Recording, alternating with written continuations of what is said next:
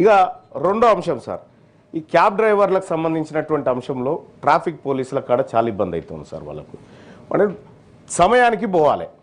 సమయానికి పోవాలనేటువంటి టార్గెట్లు ఉంటాయి. చాలామంది ఐటీ పరిశ్రమ ఉద్యోగులను కూడా తీసుకుపోతూ ఉంటారు. ఆడ లేట్ అయిపోతేనే ఆడ పంచాయతీ ఇక్కడ నేను సమయానికి తీసుకుపోవాలి. ఇటీవల కాలంలో ట్రాఫిక్ ఎక్కువైపోయింది.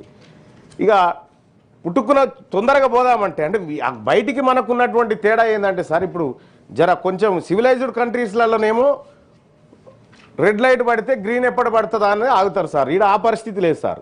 రెడ్ పడంగానే పోలీసు ఆయన ఉన్నాడా లేడా అని చూసుకుంటాడు సార్ పక్కపొంటి. అంటే ఆ పరిస్థితి ఉంది ఇక్కడ. మరి ఇక్కడ ప్రజలు తప్పని చెప్పడానికి లేదు, లేకపోతే ప్రభుత్వం తప్పని చెప్పడానికి లేదు. ఈ సమస్యకు పరిష్కారం కావాలా.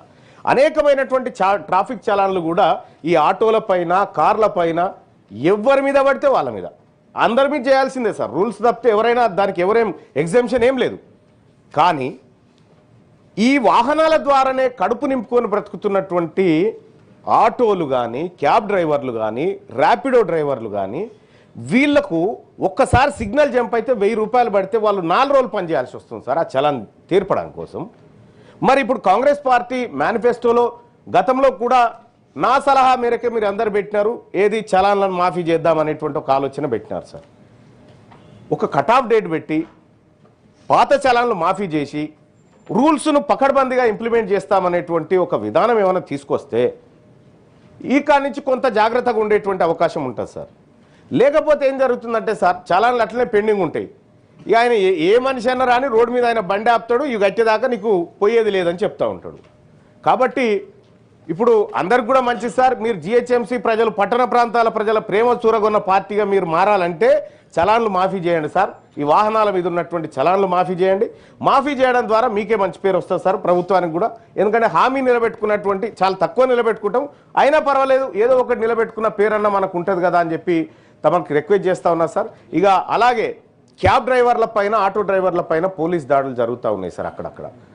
సో వాళ్ళు పోలీసు వాళ్ళ కంటే ఎక్కువ సమయం పాటు రోడ్ల మీద బతుకుతున్నటువంటి వాళ్ళు సార్. వాళ్ళు ఫ్రస్ట్రేషన్లో ఉంటారు. అందరు కస్టమర్లు ఒకేలాగా ఎక్కరు పై కార్లోకి కానీ ఆటోలకు కానీ.